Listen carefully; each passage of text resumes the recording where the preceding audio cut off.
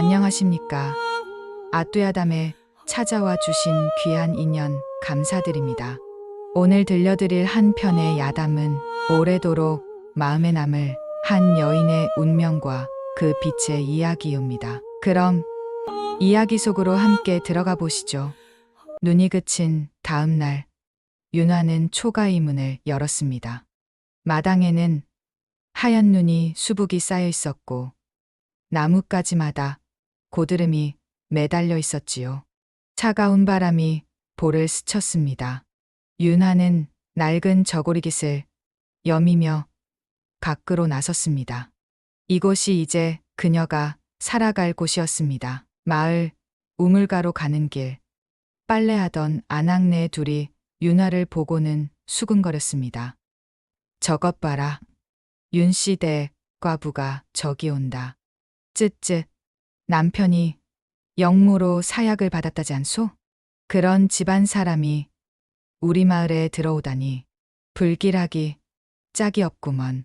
윤화는 그 말을 들었으나 고개를 숙인 채 지나갔습니다. 우물에서 물을 길어 올리는데 옆에 있던 안악이 물동이를 확 치워버렸습니다. 여기 물 더러워진다. 저리 비키시오. 윤화는 아무 말 없이 물러났습니다. 그녀의 얼굴은 창백했고 입술은 파래져 있었지요. 며칠이 지나자 윤화는 빨래터 옆 작은 움막으로 거처를 옮겼습니다.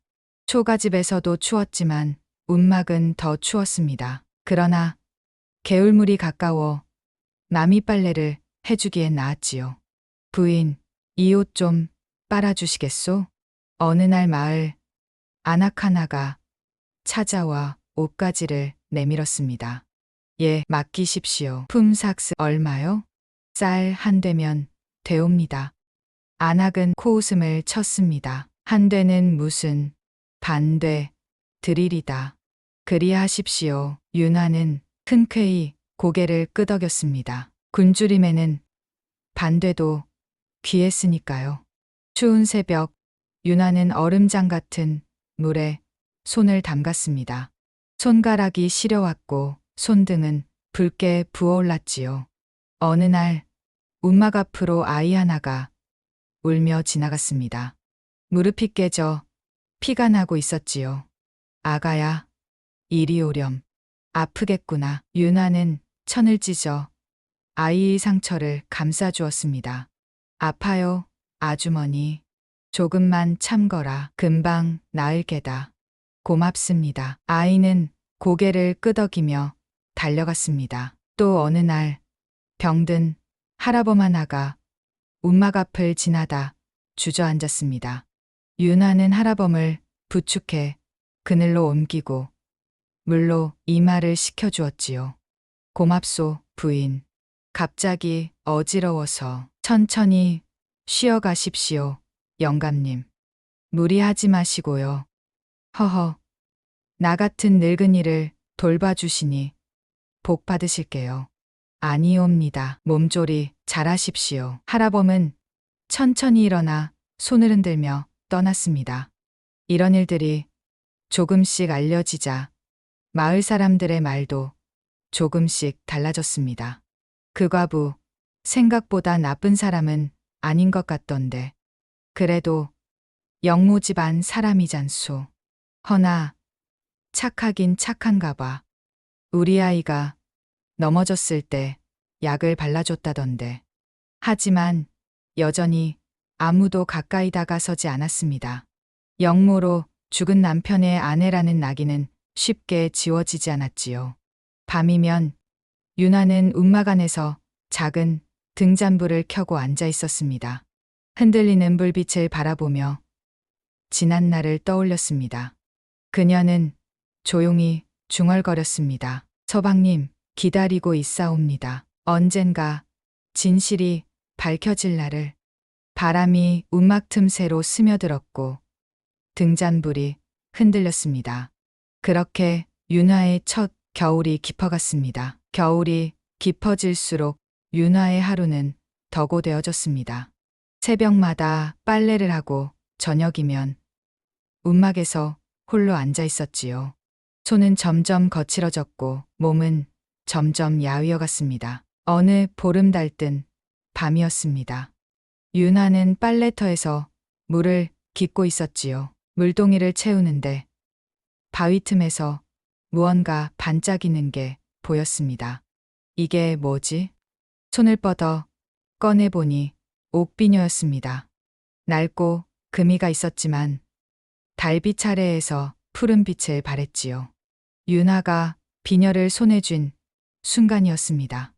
갑자기 바람이 멈추었습니다. 물소리도 벌레 소리도 사라졌지요. 그때 낯선 여인의 목소리가 들려왔습니다. 너의 억울함은 아직 끝나지 않았다. 누구십니까? 윤아는 사방을 둘러보았으나 아무도 없었습니다. 목소리가 다시 들려왔습니다. 이 비녀의 주인도 너를 파멸시킨 그자에게 죽임을 당했다. 그게 무슨 말씀이신지.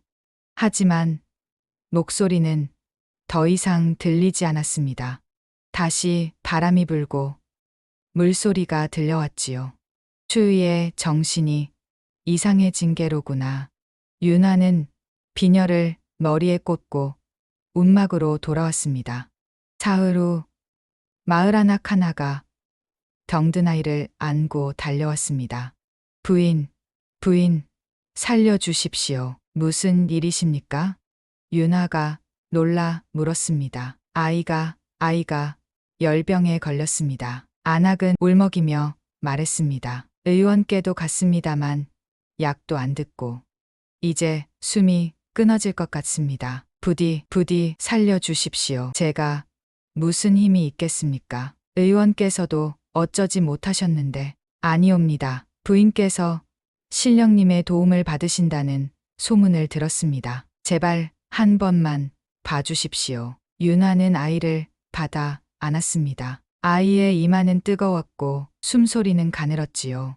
윤아가 아이의 이마에 손을 얹는 순간 이상한 일이 일어났습니다. 머리에 꽂혀 있던 비녀가 미세하게 떨리더니 윤아의 손끝에서 따뜻한 기운이 흘러나왔습니다. 아이의 거친 숨소리가 차츰 고르게 돌아왔습니다. 아, 이게 어찌 된 일입니까? 숨소리가 편안해지고 있어요. 안악이 놀라 소리쳤습니다. 하늘이 도우신 것이옵니다. 아니옵니다.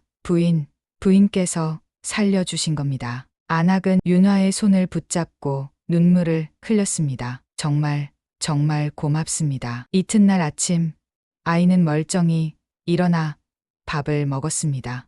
소문은 삽시간에 퍼졌지요. 며칠 후 농부 하나가 찾아왔습니다. 부인, 저를 좀 도와주십시오. 무슨 일이십니까? 제 논이 말라버렸습니다. 물이 한 방울도 안 차는데 이러다간 올해 농사를 망칠 것 같습니다. 농부는 애타는 표정으로 말했습니다. 그건 제가 어찌할 수 없는 일입니다. 부인께서 한 번만 밟아주시면 물이 솟는다 들었습니다. 제발 부탁드립니다. 말도 안 되는 소리입니다. 제가 무슨 힘이 있겠습니까? 아니옵니다. 병든 아이를 낫게 하신 분이 아니십니까? 농부가 무릎을 꿇자 윤아는 난처해졌습니다. 제발 한 번만 봐주십시오. 저희 식구들이 굶게 생겼습니다. 일어나십시오. 가보겠습니다. 윤아는 마지못해 농부를 따라갔습니다. 논은 갈라져 있었고 흙은 바짝 말라 있었지요. 윤아가 논둑을 밟는 순간 머리에 꽂힌 비녀가 다시 한번 떨렸고 땅속에서 물소리가 들려왔습니다. 들리십니까? 저 소리. 농부가 귀를 기울였습니다. 이튿날 아침 그 논에는 맑은 물이 가득 차 있었습니다. 마을이 술렁거렸습니다. 우물가에서 안악들이 모여 수군거렸지요. 저 과부가 정말 신기한 일을 행한데 나는 무섭던데 귀신이 붙은 게 아닐까? 아니야. 신령님이 도우시는 거래. 영모로 죽은 남편의 한이 저 여인을 통해 나타나는 게 분명해. 쯧쯧. 어쨌든 가까이는 가지 말아야지. 어느 날 밤 윤아는 머리에서 비녀를 빼어 손에 쥐고 바라보았습니다. 이것이 도대체 무엇이기에 왜 이런 일이 일어나는 것일까? 비녀는 여전히 푸른 빛을 발했고 그날 밤 들었던 목소리가 귓가에 맴돌았습니다. 이 비녀의 주인도 너를 파멸시킨 그자에게 죽임을 당했다. 이 비녀의 주인도 나처럼 그자에게 당한 것인가? 이것이 나를 어디로 이끌고 있는 것일까? 혹시 진실을 향해? 윤하는 비녀를 다시 머리에 꽂았습니다. 달빛만이 조용히 움막을 비추고 있었습니다. 마을의 소문은 점점 커져갔습니다. 우물가에서, 장터에서, 주막에서 사람들은 윤하의 이야기를 나누었지요. 그 과부 여인 말이야. 병든 아이를 낳게 했다지 뭔가. 그것뿐인가. 말라버린 논에 물까지 솟게 했다던데. 귀신이 붙은 게 분명해. 이런 소문은 곧 관아에까지 닿았습니다. 그날 오후 약장수 남윤식이 관아로 들어섰습니다. 그는 평소처럼 약 보따리를 메고 있었으나 발걸음은 사랑채를 향하고 있었지요. 장태섭의 사랑채 문 앞에 다다른 남윤식은 조심스레 문을 두드렸습니다. 들어오너라. 안에서 장태섭의 목소리가 들려왔습니다. 남윤식은 문을 열고 들어가 무릎을 꿇었지요. 장태섭은 차를 마시고 있었습니다. 날이 급히 보고 드릴 일이 있사옵니다. 남윤식이 허리를 깊이 숙이며 말을 이었습니다. 빨래터의 과부 계집이 기이한 일을 행하고 있나이다.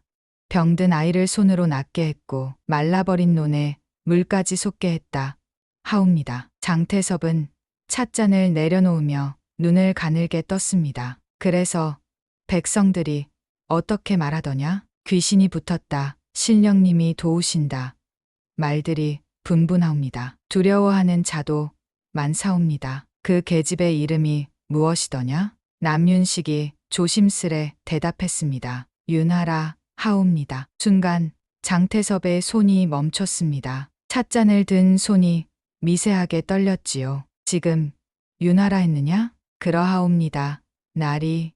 장태섭은 잠시 생각에 잠겼습니다. 14해 전 일이 떠올랐지요. 날이 괜찮으십니까? 아무것도 아니다. 장태섭은 차를 한 모금 마시고 말했습니다. 그 계집을 잘 살피도록 하여라. 무엇을 하는지, 누구를 만나는지 하나도 빠짐없이 내게 보고하라. 특히 누구와 말을 나누는지 잘 살펴라. 분부대로 하겠나이다. 남윤식이 물러가자 장태섭은 사람을 불렀습니다. 매화를 이리 오라 하여라. 잠시 후 매화가 들어왔습니다.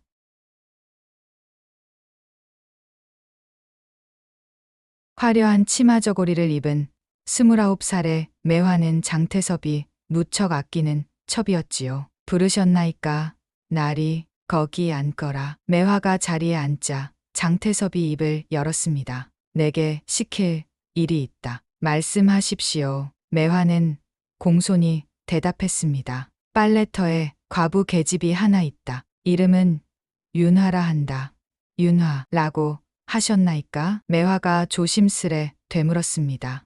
그렇다. 요즘 마을에 소문이 자자하다던데 들어보았느냐? 병든 아이를 낳게 했다는 소문은 들었나이다. 바로 그 계집이다. 장태섭은 차를 한 모금 마시고 말을 이었습니다. 그 계집과 가까이 지내거라. 가까이 지내라는 말씀이십니까? 매화의 목소리가 조금 떨렸습니다. 그렇다. 친하게 지내며 그 계집의 속내를 알아내라. 무엇을 바라는지, 무엇을 두려워하는지, 누구를 원망하는지. 매화의 얼굴이 굳어졌습니다. 날이. 제가 어찌. 4명이다. 장태섭의 목소리가 차갑게 가라앉았습니다. 따르라. 알겠느냐? 알겠나이다. 매화는 고개를 숙였습니다. 이틀 후 매화는 빨래터로 갔습니다. 윤하가 차가운 물에 손을 담그고 있었지요. 여기 혼자 계시네요. 매화가 말을 걸자 윤하는 고개를 들었습니다. 추운데 혼자 하시기 힘드시겠어요. 괜찮습니다. 그래도 손이 다 얼어붙었잖아요. 제가 도와드릴까요? 윤하는 매화를 바라보았습니다. 화려한 옷을 입은 여인이 자신에게 말을 거는 게 낯설었지요. 누구신지 여쭤봐도 되겠습니까? 아, 저는 그냥 지나가다가 보니 많이 힘들어 보이셔서요. 염려해 주셔서 고맙습니다만 괜찮습니다. 혼자 사시나 봐요? 그렇습니다. 힘드시겠어요. 이 추운 겨울에 두 여인은 한동안 말없이 있었습니다. 매화는 윤아를 살폈지요. 창백한 얼굴, 거친 손, 낡은 옷. 그러나 그 눈빛만은 고요하고 맑았습니다. 이 여인은 남다르구나. 매화는 조심스레 물었습니다. 저 내일 또 와도 되겠습니까? 혼자 계시니 말벗이라도 되어드리고 싶어서요. 윤아는 잠시 망설이다 고개를 끄덕였습니다. 그리하십시오. 고맙습니다. 그럼 내일 또 오도록 하겠습니다. 매화가 일어서며 미소를 지었습니다. 하지만 그 미소 속에는 알 수 없는 무거움이 섞여 있었지요. 돌아가는 발걸음도 어딘가 무거웠습니다. 그날 밤 매화는 잠을 이루지 못했습니다. 윤아의 고요한 눈빛이 자꾸만 떠올랐지요. 그리고 다음 날, 또 그 다음 날 매화는 빨래터를 찾았습니다. 처음엔 장태섭의 명령을 따르려 했습니다. 윤아의 약점을 찾으려 했지요. 하지만 날이 갈수록 매화의 마음은 점점 흔들리기 시작했습니다. 윤아는 차갑게 대하지도 의심하지도 않았습니다. 오히려 조용히 말을 들어주었고 때로는 따뜻한 차 한 잔을 내밀기도 했습니다. 매화는 혼란스러웠습니다. 이 선한 여인을 속이고 있다는 죄책감이 점점 커져갔지요. 그리고 관아에서는 장태섭이 불안한 마음을 감추며 무언가를 궁리하고 있었습니다. 매화가 빨래터를 찾은 지 열흘이 지났습니다. 그녀는 윤아를 지켜보며 이상한 감정을 느꼈지요.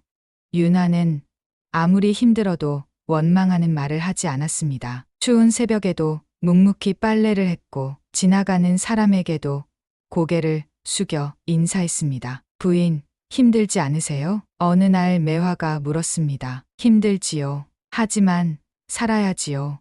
윤아가 담담히 대답했습니다. 다른 사람을 원망하지는 않으십니까? 원망한들 무엇이 바뀌겠습니까? 윤아의 말에 매화는 말을 잇지 못했습니다. 그날 밤 매화는 잠을 이루지 못했지요. 저 여인은 정말 다른 사람이구나. 이틀 후 밤이 깊었을 때였습니다. 매화는 조용히 집을 빠져나왔습니다. 그녀의 품 안에는 떡과 나물이 담긴 보자기가 있었지요. 그녀는 윤아의 움막 앞에 그것을 놓고 돌아섰습니다. 이런 일이 며칠 계속되었습니다. 아침마다 윤아는 움막 앞에 놓인 음식을 발견했습니다. 처음엔 누가 두고 간 것인지 몰랐지요. 하지만 며칠 후 윤아는 매화의 옷자락 끝에서 익숙한 향기를 맡았습니다.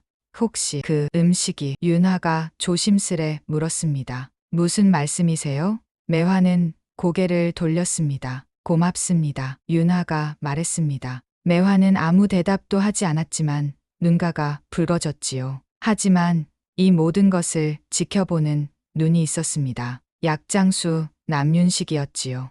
남윤식은 밤마다 매화를 따라다니며 그녀의 행동을 감시했습니다. 그리고 며칠 후 관하로 달려갔습니다. 날이 큰일이 났사옵니다. 남윤식이 사랑채로 들어와 무릎을 꿇었습니다. 무슨 일이냐? 장태섭이 차갑게 물었습니다. 매화가 그 윤활한 계집에게 음식을 가져다 주고 있나이다. 밤마다 몰래 움막으로 가는 것을 제가 직접 보았나이다.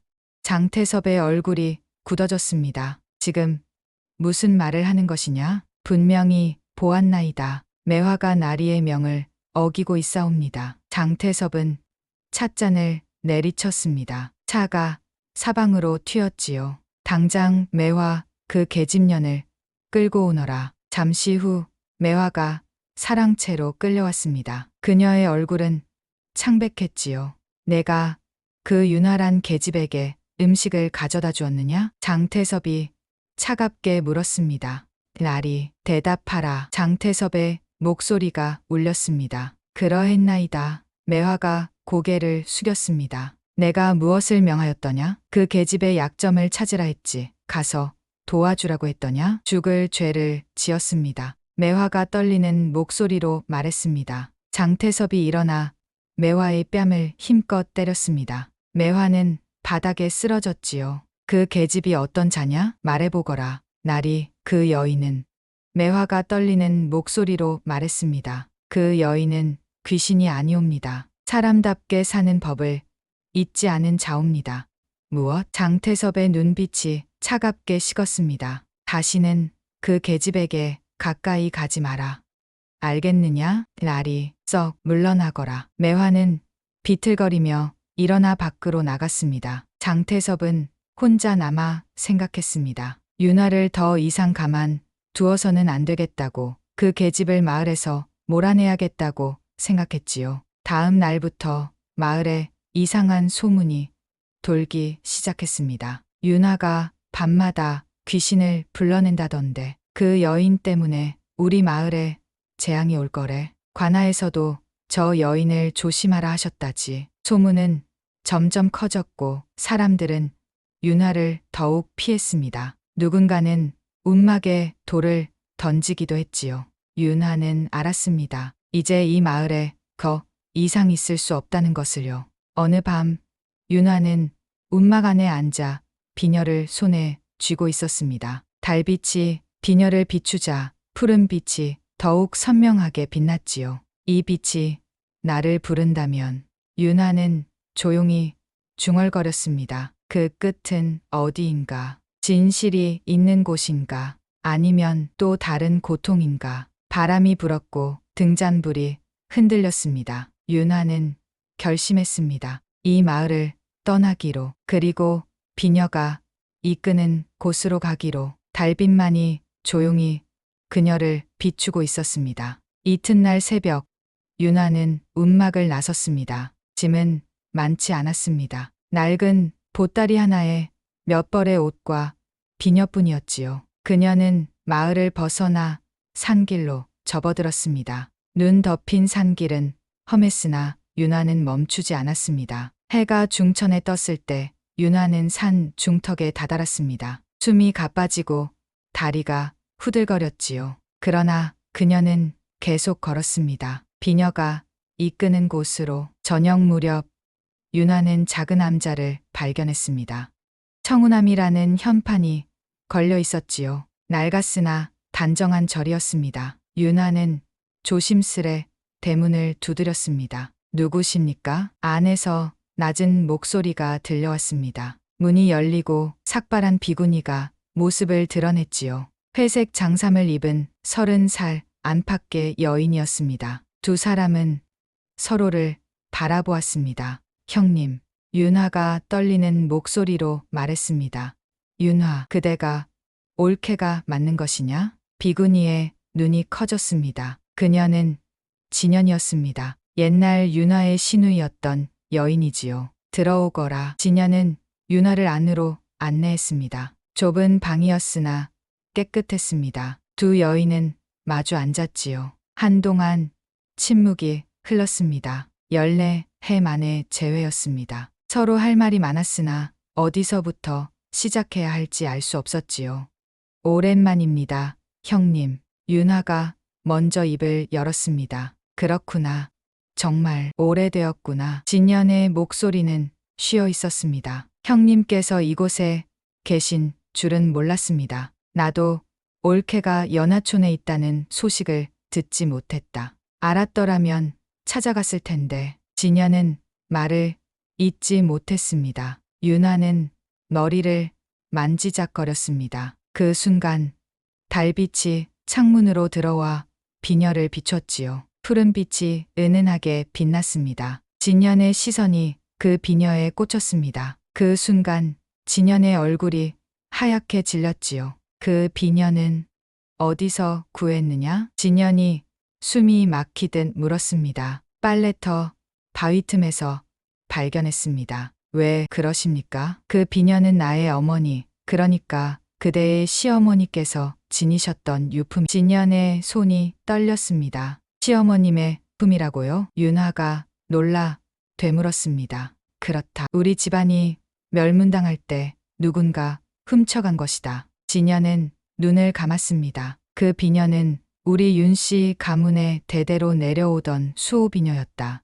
할머니께서 돌아가시기 전 어머니께 물려주셨고 어머니는 그것을 가장 소중히 여기셨지. 정직한 자에게는 복을, 탐욕한 자에게는 화를 내리는 하늘의 징표라 하셨었지. 윤하는 비녀를 빼어 손에 쥐었습니다. 비녀는 여전히 푸른 빛을 발했지요. 그런데 어떻게 제가 그것을? 이 모든 원흉은 바로 이방 장태섭 때문이다. 진연의 목소리가 떨렸습니다. 열네해 전 장태섭은 우리 집안의 땅과 재산을 탐냈다. 그래서 거짓으로 우리 아버지를 영모로 몰아 죽였다. 아버지라 하시면 나의 친정아버지, 즉 그대의 시아버지시다. 진연이 눈물을 삼키며 말을 이었습니다. 아버지께서 돌아가신 후 내 남동생도 연루되었다며 사약을 받았다. 어머니는 그 충격으로 세상을 떠나셨지. 그때 어머니의 비녀도 사라졌다. 장태섭이 훔쳐간 것이 분명하다. 윤하의 눈이 커졌습니다. 그렇다면 제 남편께서도 그렇다. 그대의 남편, 나의 남동생도 그 음모에 휘말렸다. 진연이 고개를 끄덕였습니다. 장태섭은 우리 집안을 완전히 없애기 위해 결혼 후 집을 떠난 그대의 남편까지 영모로 엮었다. 단지 우리 집안의 핏줄이라는 이유만으로. 윤하의 손이 떨렸습니다. 비녀가 더욱 밝게 빛났지요. 그렇다면 서방님은 아무 죄가 없으셨단 말입니까? 그렇다. 모두 결백하였지. 그건 모두 장태섭의 철저한 음모였다. 진연이 윤하의 손을 잡았습니다. 나는 도망쳐 이곳에 숨어 살았다. 비겁하게도 복수하지 못하고 머리를 깎고 숨어만 있었지. 그러나 하늘은 다 보고 계셨다. 그 비녀가 옳게 손에 들어간 것을. 윤하는 무릎을 꿇고 하늘을 바라보았습니다. 달빛이 그녀의 눈가를 비추었지요. 눈물이 흘러내렸습니다. 서방님, 시아버지 모두 결백하셨군요. 제가 그동안 진실을 몰랐습니다. 윤하는 비녀를 가슴에 품었습니다. 오래 묻혀있던 진실이 깨어났습니다. 그리고 그녀의 마음 속에는 분노가 아닌 단단한 결의가 자리 잡았습니다. 진연은 윤하의 손을 더 꽉 쥐었습니다. 이제 알았으니 우리가 해야 할 일이 있다. 더 이상 숨어 있을 수만은 없다. 두 여인은 달빛 아래 마주 앉아 있었습니다. 오랜 세월의 침묵이 끝나고 진실을 향한 여정이 시작되고 있었습니다. 윤하가 절에 머문 지 사흘이 지났습니다. 진연과 함께 지내며 두 여인은 지난 세월의 아픔을 나누었지요. 밤마다 등불 아래 앉아 이야기를 나누었고 서로의 상처를 어루만졌습니다. 하지만 윤하는 결심했습니다. 더 이상 숨어 있을 수 없다는 것을. 형님, 저는 마을로 돌아가야 합니다. 어느 날 아침 윤하가 말했습니다. 돌아간다니 위험하지 않겠느냐? 진연이 걱정스럽게 물었습니다. 진실을 밝히려면 숨어 있을 수만은 없습니다. 이 비녀가 저를 여기까지 이끌었습니다. 이제 끝을 봐야 합니다. 조심하거라. 장태섭은 굉장히 위험하고 악랄한 자다. 알고 있습니다. 하지만 더 이상 피할 수 없습니다. 윤하는 비녀를 머리에 꽂고 산길을 내려갔습니다. 진연은 암자 앞에 서서 한참 동안 그 뒷모습을 바라보았지요. 바로 그 시각 관아에서는 장태섭이 사랑채를 오가며 불안에 떨고 있었습니다. 윤하가 사라진 지 며칠째 그 계집이 어디서 무엇을 하고 있는지 알 수 없었지요. 그는 남윤식을 불러들였습니다. 그 계집을 찾았느냐? 장태섭의 목소리는 날카로웠습니다. 아직 찾지 못했나이다. 산속 어디론가 숨은 듯합니다. 빨리 찾아내라. 그 계집이 무슨 짓을 꾸미는지 모른다. 장태섭은 방 안을 왔다 갔다 하며 생각했습니다. 그리고 마침내 결심했지요. 그는 책상 앞에 앉아 붓을 들었습니다. 상급 관하로 보낼 서신이었습니다. 초조했던 방금 전의 모습과 달리 붓을 놀리는 그의 손은 떨리지 않았습니다. 오히려 차갑고 정확했지요. 그는 윤하를 영모죄로 고발하는 글을 썼습니다. 귀신을 부려 백성을 현혹하고 요술로 나라를 어지럽힌다는 내용이었습니다. 이 서신을 당장 상급 관하로 보내라. 분부대로 하겠나이다. 남윤식이 서신을 받아 나갔습니다. 윤하는 마을로 돌아왔습니다. 산길을 내려온 그녀의 발걸음은 무거웠으나 흔들리지 않았지요. 움막은 그대로 있었습니다. 다만 눈앞에는 누군가 던진 돌멩이들이 흩어져 있었고 벽에는 부적이 붙어 있었습니다. 윤하는 그것들을 치우고 안으로 들어갔습니다. 짐을 내려놓고 차를 끓였지요. 평소처럼 조용한 저녁이었습니다. 하지만 그 고요함은 오래가지 못했습니다. 밤이 깊어갈 무렵 횃불 소리와 발자국 소리가 들려왔습니다. 윤하는 문을 열고 밖을 내다보았지요. 남윤식이 포졸 서너 명을 이끌고 움막 앞에 서 있었습니다. 죄인 윤하는 나오너라. 남윤식의 목소리가 어둠을 갈랐습니다. 윤하는 천천히 밖으로 나왔습니다. 횃불 빛이 그녀의 얼굴을 비췄지요. 무슨 일이십니까? 윤하가 조용히 물었습니다. 내년을 잡으러 왔다. 영모죄로 고발되었다. 영모라니요. 제가 무슨 영모를 저질렀단 말입니까? 귀신을 부려 백성을 현혹하고 나라를 어지럽혔다는 죄다. 순순히 따라오너라. 포졸들이 가가와 윤하의 팔을 붙잡았습니다. 윤하는 저항하지 않았습니다. 다만 고개를 들어 하늘을 바라보았지요. 남윤식이 비웃으며 윤하에게 다가오며 말했습니다. 재미있구나. 이 비녀가 내 운명을 바꾼다더니 이제 불 속으로 던져줄 상징이 되었구나. 그의 손이 윤하의 머리에 꽂힌 비녀를 향했지요. 그러나 남윤식의 손가락이 비녀에 닿는 순간 뜨거운 열기가 손을 태우는 듯했습니다. 으아악! 남윤식이 비명을 지르며 손을 움츠렸습니다. 비녀는 푸른 빛을 바라며 미세하게 떨리고 있었지요. 이런 괴상한 것, 어서 끌고 가라. 포졸들이 윤하를 끌고 관하로 향했습니다. 마을 사람들이 하나둘 나와 그 모습을 지켜보았지요. 누구도 말리지 않았습니다. 이튿날 아침 매화는 이 소식을 들었습니다. 그녀는 급히 관하로 달려갔지요. 하지만 문지기가 앞을 막아섰습니다. 지나가게 해주십시오. 제발. 이방 나리의 명이 없으면 아무도 들어갈 수 없소. 매화는 장태섭을 찾아갔습니다. 그는 사랑채에서 차를 마시고 있었지요. 나리, 제발 윤하를 풀어주십시오. 그 여인은 죄가 없습니다. 매화가 무릎을 꿇고 애원했습니다. 물러가거라. 이미 상급 관하에 보고가 되었다. 나리, 제발 그 여인은 아무 죄도 짓지 않았습니다. 한마디만 더 하면 너도 같은 죄로 엄히 다스릴 것이다. 물러가라. 장태섭의 목소리는 얼음처럼 차갑했습니다. 매화는 절망했지요. 그녀는 비틀거리며 관하를 나왔습니다. 어떻게 해야 하나?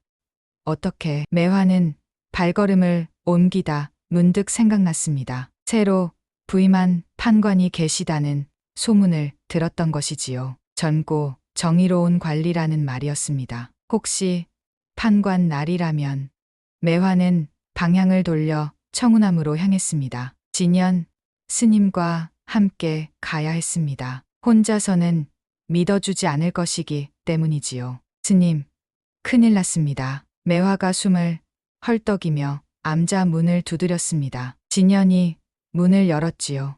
윤하가 잡혀갔습니다. 영모죄로요. 화형에 처한다고 합니다. 진연의 얼굴이 하얗게 질렸습니다. 어찌 된 일이냐? 장태섭이 상급 관하에 고발했습니다. 귀신을 부린다는 죄목으로요. 그 악독한 자가 진녀는 주먹을 쥐었습니다. 스님, 새로 부임하신 판관 나리가 계십니다. 정의로운 분이라는 소문이요. 그분을 찾아가 진실을 말씀드려야 합니다. 그래, 더 이상 숨어 있을 수만은 없다. 함께 가자. 진녀는 장삼을 여미고 매화와 함께 산을 내려갔습니다. 두 여인은 판관청을 찾았습니다. 판관 나리로 있는 윤도현은 36살의 단정한 인물로 책상 앞에 앉아 문서를 살피고 있었지요. 판관 나리, 저희가 드릴 말씀이 있사옵니다. 진연이 조심스레 말했습니다. 윤도현은 고개를 들어 두 여인을 바라보았습니다. 비구니와 화려한 옷을 입은 여인, 묘한 조합이었지요. 무슨 일이시오? 영모죄로 잡혀온 윤화라는 여인에 대해 말씀드리고 싶습니다. 윤화? 그 사건 말이오? 윤도현의 눈빛이 날카로워졌습니다. 그는 바로 그 문서를 검토하던 중이었지요. 예, 그 여인은 결백합니다. 저희가 증언하겠습니다. 진연과 매화는 차례로 이야기를 했습니다. 연례해 전의 진실을, 장태섭의 음모를, 비녀의 비밀을 모두 털어놓았지요. 윤도현은 말없이 듣고 있었습니다. 두 여인의 이야기가 끝나자 그는 천천히 고개를 끄덕였습니다. 알겠소. 내가 조사해보겠소. 날이 시간이 없습니다. 화형식이 사흘 후라 합니다.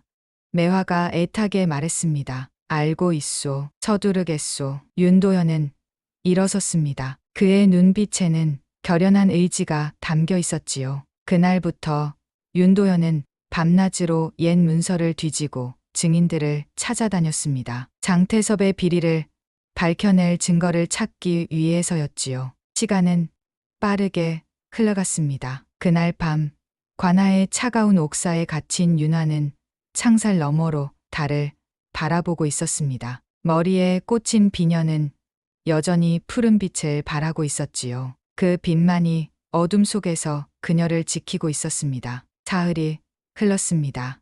윤도현은 밤낮으로 증거를 찾아 헤맸습니다. 옛 문서를 뒤지고 증인들을 만났지요.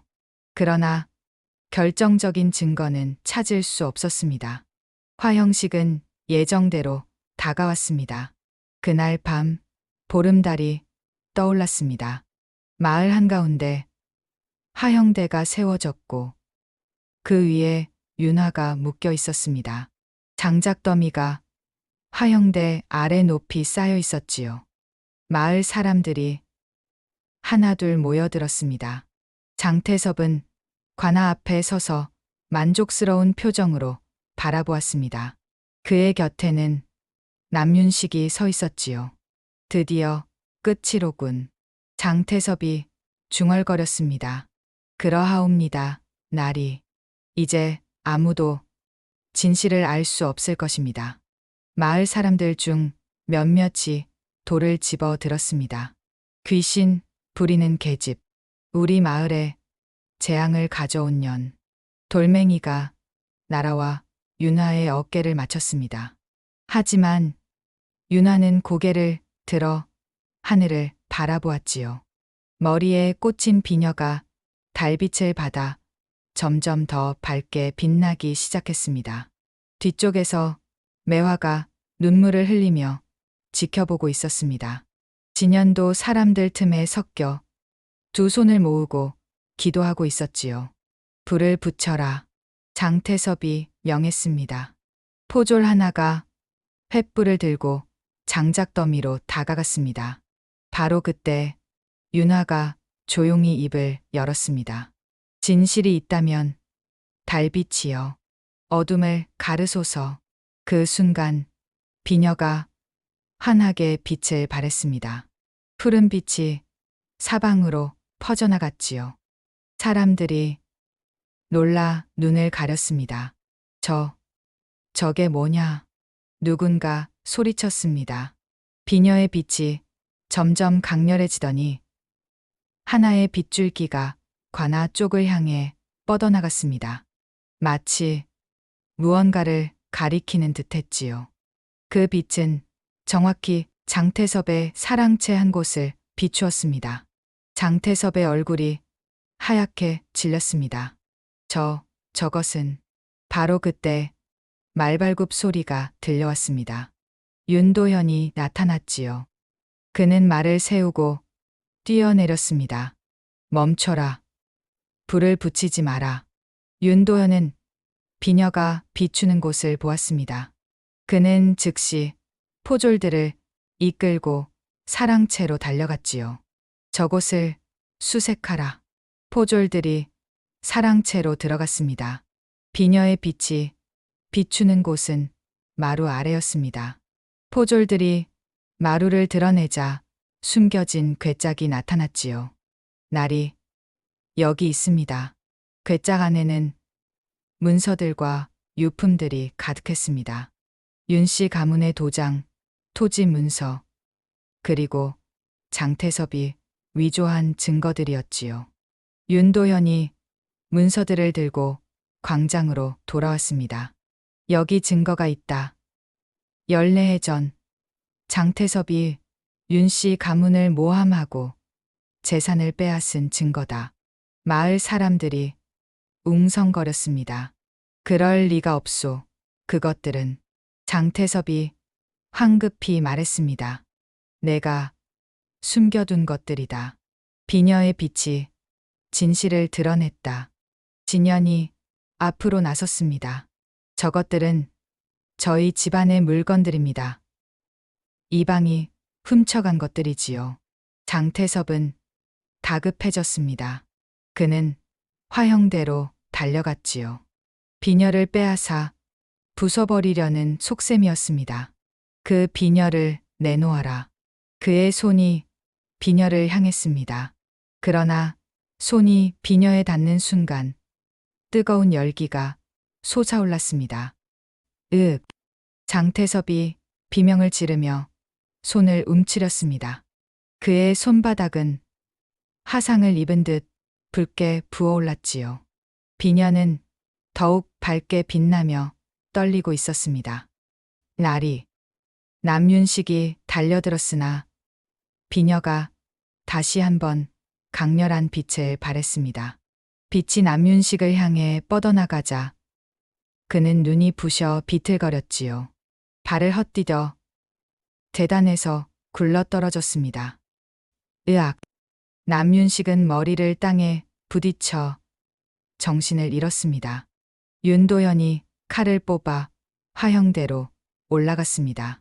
윤화를 묶은 밧줄을 베려는데 이상한 일이 일어났습니다. 비녀의 빛이 밧줄을 비추자 밧줄이 저절로 풀어지기 시작한 것이지요. 이게 윤도현은 놀라며 윤화를 부축해 화형대에서 내려왔습니다. 장태섭은 바닥에 주저앉아 있었습니다. 그의 손은 여전히 떨리고 있었지요. 하늘을 속일 수 있을 줄 알았는데 그가 힘없이 중얼거렸습니다. 포졸들이 장태섭과 정신을 잃은 남윤식을 결박했습니다. 윤화는 비녀를 빼어 손에 쥐었습니다. 비녀의 빛이 서서히 잦아들었지요. 그리고 어디선가 낮은 목소리가 들리는 듯했습니다. 하늘이 다 듣고 땅이 다 보았다. 바람이 불어왔습니다. 잔잔하지만 따뜻한 바람이었지요. 마을 사람들은 하나둘 무릎을 꿇었습니다. 어떤 이는 울었고 어떤 이는 머리를 조아렸지요. 용서하십시오, 부인. 저희가 잘못 보았습니다. 윤화는 그들을 바라보았습니다. 그녀의 눈에는 눈물이 고여 있었지만 원망은 없었습니다. 모두 일어나십시오. 저도 여러분과 같은 사람일 뿐입니다. 매화가 달려와 윤화를 껴안았습니다. 진연도 다가와 두 여인을 감싸 안았지요. 윤화는 비녀를 다시 머리에 꽂았습니다. 비녀는 이제 잔잔한 푸른빛만 바라고 있었습니다. 마치 오랜 임무를 마친 듯했지요. 달빛이 세 여인을 비추고 있었습니다. 오랜 어둠이 걷히고 진실의 빛이 마을을 비추고 있었습니다. 그날 밤 윤화는 진연의 암자에서 머물렀습니다. 매화도 함께였지요. 세 여인은 밤새 이야기를 나누었습니다. 지난 세월의 고통을, 오늘 밤의 기적을, 그리고 앞으로의 삶을 말이지요. 옳게 이제 어찌할 생각인 것이야? 진연이 물었습니다. 모르겠습니다, 형님. 다만 이 모든 일이 끝났다는 게 아직 실감이 나지 않습니다. 윤화는 창밖의 달을 바라보았습니다. 다음 날 아침 해가 떠올랐습니다. 판관청에서는 포졸들이 장태섭과 남윤식을 결박하고 있었습니다. 윤도현이 직접 지켜보고 있었지요. 이들을 상급 관하로 끌고 가라. 죄가 명백하다. 분부대로 하겠나이다. 장태섭은 넋이 나간 듯 끌려갔고 남윤식은 머리에 상처 때문에 비틀거렸습니다. 그 시각 윤화는 암자에서 내려와 마을로 들어왔습니다. 사람들이 그녀를 보고 길을 비켜주었지요. 어제와는 달랐습니다. 두려움이 아닌 존경의 눈빛이었습니다. 윤화는 걸음을 옮기다 멈춰 섰습니다. 저 앞에 화형대가 있던 자리가 보였지요. 그곳에는 타다 남은 장작과 재가 흩어져 있었습니다. 어젯밤 저곳에서 내가 죽을 뻔했구나. 윤화는 천천히 그곳으로 걸어갔습니다. 발걸음이 무거웠지만 피할 수 없었습니다. 그곳을 마주해야만 했습니다. 화형대 자리에 서자 어젯밤의 일들이 윤화의 머릿속에 떠올랐습니다. 뒤에서 목소리가 들렸습니다. 부인. 돌아보니 마을 사람들이 하나둘 모여들고 있었지요.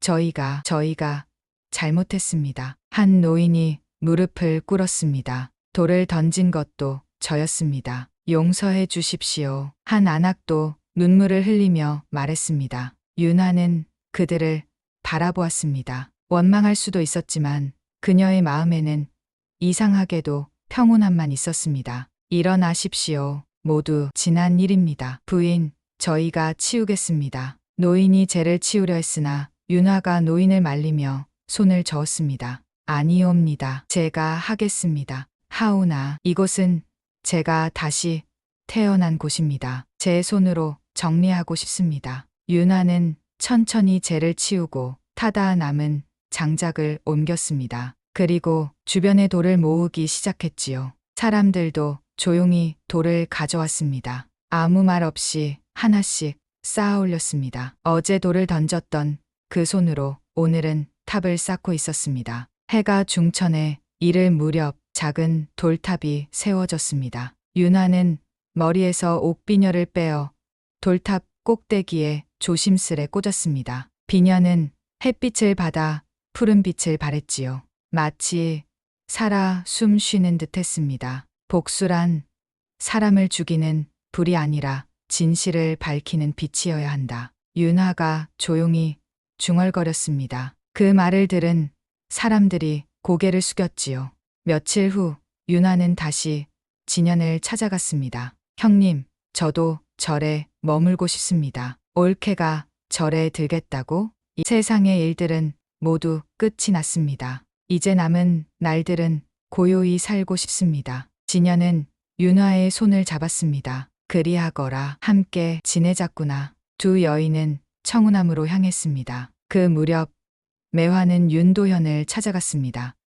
윤도현이 그녀를 맞이했지요. 판관 나리, 제가 나리께 고할 말씀이 있습니다. 매화가 무릎을 꿇었습니다. 말해보시오. 저는 장태섭의 명을 받아 윤화를 감시했습니다. 비록 나중에는 그 여인을 돕고자 했으나 처음에는 거짓으로 다가갔습니다. 죄를 씻고 싶습니다. 윤도현은 잠시 생각하다 말했습니다. 그대는 마지막에 진실을 택했소. 그것만으로도 죄는 반이 사라졌소. 앞으로 바르게 살아가시오. 감사합니다. 나리. 매화는 눈물을 흘렸습니다. 그녀는 관할을 나와 곧장 청운암으로 향했지요. 윤화에게 직접 용서를 구하고 싶었습니다. 청운암에 도착한 매화는 윤화 앞에 무릎을 꿇었습니다. 용서해 주십시오. 제가 처음에는 장태섭의 명을 받아 알고 있습니다. 윤하가 매화를 일으켰습니다. 그대는 저를 도와주었습니다. 그것으로 충분합니다. 정말 괜찮으신 겁니까?